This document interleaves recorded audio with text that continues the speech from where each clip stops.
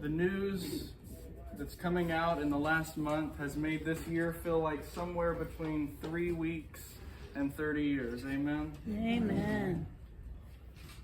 The truth is that Jesus, in his day, would have experienced the news in much the same way. How do I know that? Well, Jesus experienced an empire that pillaged his land, that stole its wealth, and redistributed it to the top.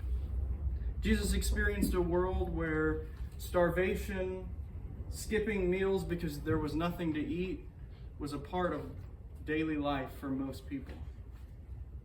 Jesus experienced a different world from our own, but one that shares too many similarities. And in Jesus' sermon today, his Sermon on the Mount, he tells us of a plan to fix that. He tells us of a kingdom that he knows of where no one will go hungry. He tells us of a kingdom where people who are currently grieving will be laughing with joy. Jesus preaches to us about the end of the reign of an empire set on destroying the world, set on conquering it, on taking everything from everyone who didn't have anything to begin with. He tells us that's going to stop. And Paul gives us the hope, the dream that we are to set our faith in. Folks, that dream is what? That we're going to be resurrected in God's kingdom. So the first fruits is a phrase we often hear Paul use, but it sounds weird. Most of us don't know what that means. Most of the time I don't know what that means. What it means is that Jesus was the first resurrection of many.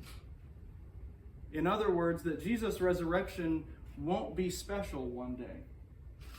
It will only be special in that it was the first, not the only. And let me tell you something. How many of us see regularly an image of Nero Caesar, of any Roman emperor, maybe Julius a little bit? How many of us see images of those people? Not many, and not very often. Why? Because at the end of that Roman Empire that had pillaged Jesus' land and taken from the world and stripped resources from everywhere, all that was left was ash. It had literally burned for Nero.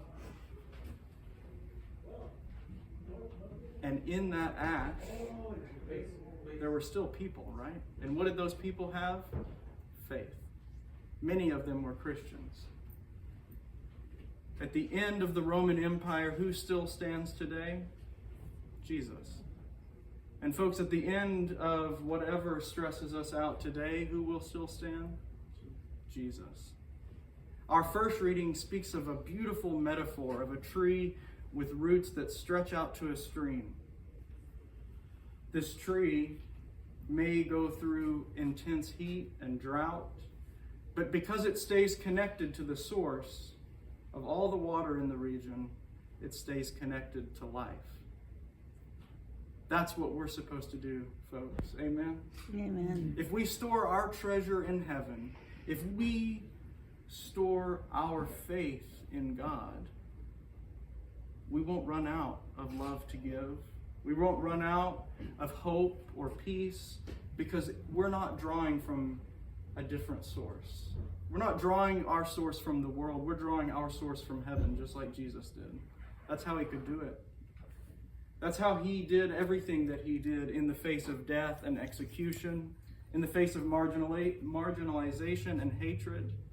He tells us today, folks, people are going to hate you because you're doing what I ask you to do. People are going to hate you, and they're going to ridicule you, and it's going to suck. But if your root is to the source, you will stay sustained. You will stay at peace. You will keep your hope. because our faith is rooted in the treasure of heaven. Amen. Amen.